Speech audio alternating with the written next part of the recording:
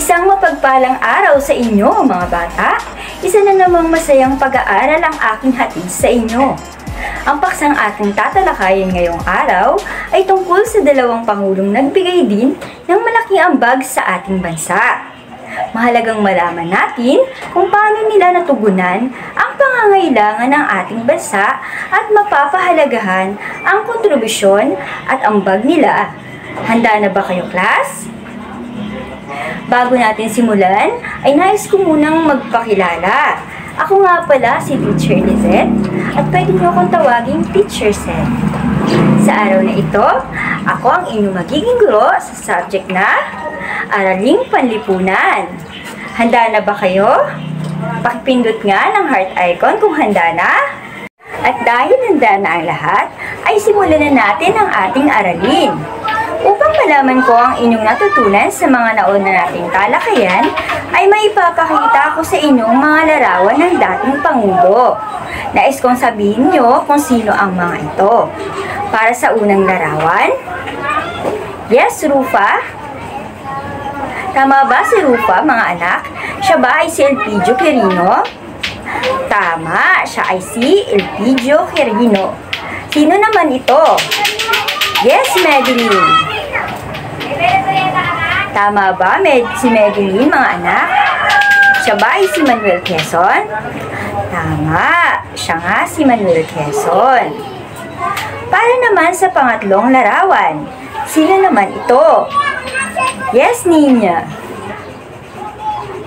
Tama ba si Nina, class? Siya ba si Jose P. Laurel? Tama, siya nga si Jose P. Laurel. Para naman sa pang-apat na larawan, sino naman ito? Yes, Mary Joy. Tama ba si Mary Joy, class? Tama, siya nga si Sergio Osmeña. Para naman sa panglimang larawan, sino naman siya, class? Yes, Marvin. Tama ba si Marvin, class? Tama, siya nga si Manuel Rojas. Mahusay, mga bata, nakakatuwa namang malaman na namumukhaan at kilala nyo na ang ating mga naunang Pangulo. Bigyan naman natin ng ang galing-galing clap ang mga sumagot. Ganito, class. 1, 2, 3. 1, 2, 3. Ang galing-galing mo! Ngayon naman, class, meron ulit akong dalawang larawang ipapakita sa inyo. Kilala nyo ba kung sino ito? Yes, Faye? Tama, siya si Ramon Magsaysay. Sino nakakakilala kay Ramon Magsaysay? Anyone? Yes, Aguila. Mahusay. Siya ay kapitong presidente ng ating bansa na namuno noong 1953 hanggang 1967. Palakpakan naman natin si Faye at Aguila. May napansin ba kayo, class? Sa hugis ko inilagay si Ramon Magsaysay. Hugis, heptagon, sapagkat gusto kong maalala ninyo na si Ramon Magsaysay ang pang-pitong presidente ng ating bansa. Meron ulit ako ipapakitang larawan, mga anak. Sino naman ang nasa larawan? Yes, Elizabeth. Tama ba si Elizabeth, class? Tama, siya nga si Carlos P. Garcia. Siya ang pumalit kay Pangulong Ramon Magsaysay nung ito ay namatay dahil sa plane crash. Sa tingin niyo, class, ano kaya ang naiambag ng mga Pangulo ng ating bansa? Yes, Gaylene. Mahusay, Gaylene. Bilang Pangulo, marami silang batas at patakarang ipinatupad at mga problema at suliraning inatupag. Ngayon, class, meron akong ipapanood sa inyong video na inilahad ng patula. Nais kong isulat ninyo ang mga importanteng detalye sa mapapanood ninyong video. Ito ay tungkol sa administrasyong Magsaysay at Garcia. Umupo ng maayos, makinig at matuto. Papindot nga ng heart icon kung handa na. Ramon F. Magsaysay, ikatlong Pangulo ng ikatlong Republika. Disyembre 30, 1953 nang siya ay nanumpa. Okay, class, pinanood nyo ba mabuti ang video? Ngayon naman, katapos yung mapanood ang video, ay nais ko naman kayong gumawa ng graphic organizer katulad nito. Ilagay nyo ang mga programa at patakarang ipinatupad sa Administrasyong Magsaysay at Pangulong Garcia. Meron lamang kayong 5 minuto para sagutan ito.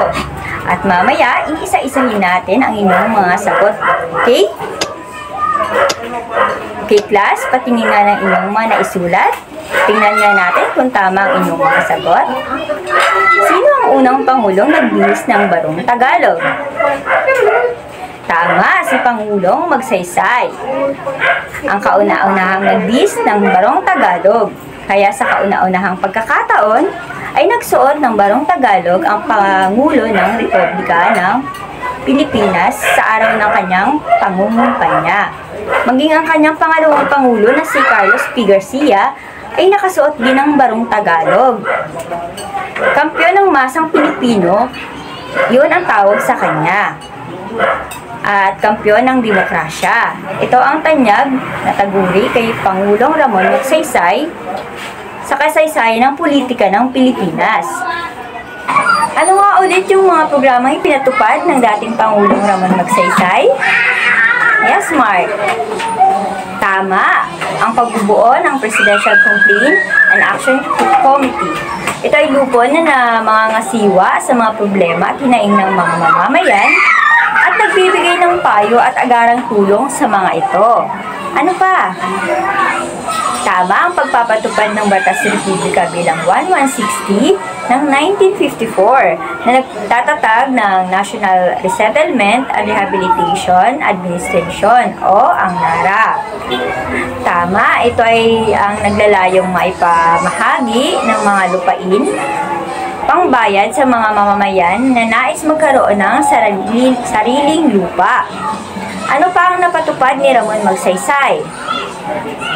Tama, ang pagsasabatas ng Batas Republika bilang 821 o Creation of Agriculture Credit Cooperative Financing Administration.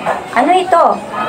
Ito naman, class, ay ang pagbibigay ng pautang na may mababang interes sa maliliit at namambubukid. Okay? Ano pa? Yes, Mary Grace.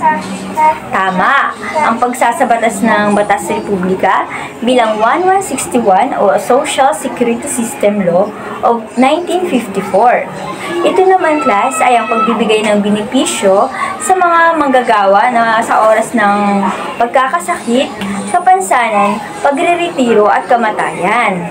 Meron pa ba? Yes, Rosana. Tama, ang pagpapatupad ng Batas Republika bilang 1199 o ang Agricultural Tenancy Act of the Philippines.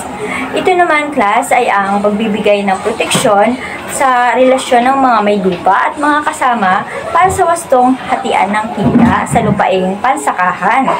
Ano pa? Tama, ang pagsasabatas ng Batas Republika bilang 1400 o Land Reform Act of 1955. Ano naman ito? Ito ang pagpapatupad ng patakaran para sa maayos na sistema ng pagpabahagi at pagbibigay ng lupaing sakahan sa mga kasama. Ano pa? Tama ang pagkakaroon ng reparation agreement sa mga Hapones. Ito naman yung pakikipagkasundo sa bansang Hapon upang mabigyan ang Pilipinas ng $550 para sa pagsasaayos ng mga nasira ng kanilang bansa noong ikalawang digmaang pandaigdig. Meron pa ba? Yes, Ella. Tama ang paglalagda ng Laurel-Langley Agreement. Isa itong kasunduang pangkalakalan na naglalad ng unti-unting pag-alis ng malayang kalakalan ng Pilipinas sa Estados Unidos mula Enero 1, 1956 hanggang Hulyo 3, 1974, kapalit ng Bill Trade Act ni Pangulong Rojas. Ang naging suliranin naman ng pamahalang Magsaysay ay ang banta ng komunista. Carlos P. Garcia.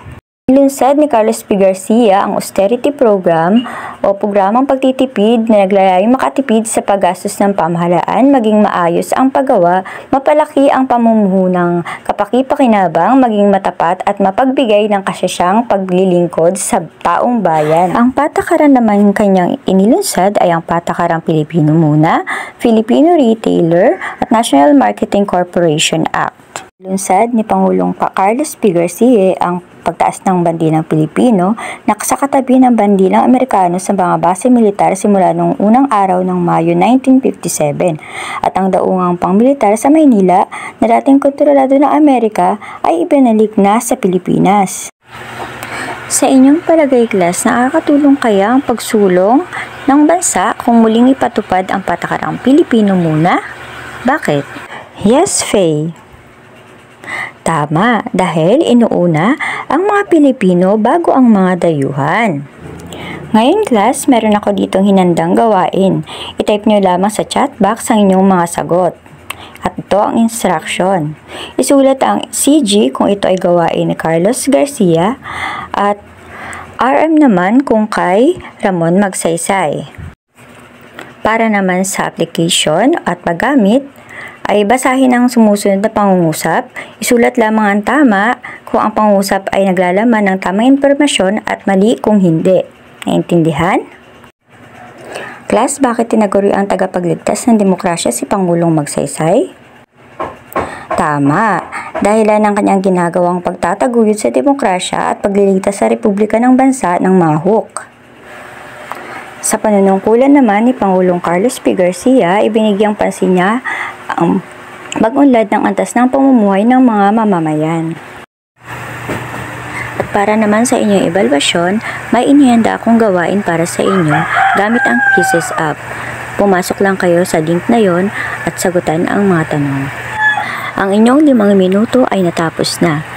Tayo nang dumako sa inyong takdang aralin. Akin itong ipopost sa ating GC upang lubos nyong maintindihan. Bago tayo magpaalam sa isa't isa, nais ko muna mag-iwan kayo ng salita dyan sa chat box tungkol sa inyong natutunan ngayong araw na ito. Paalam mga bata, mag-aral ng mabuti!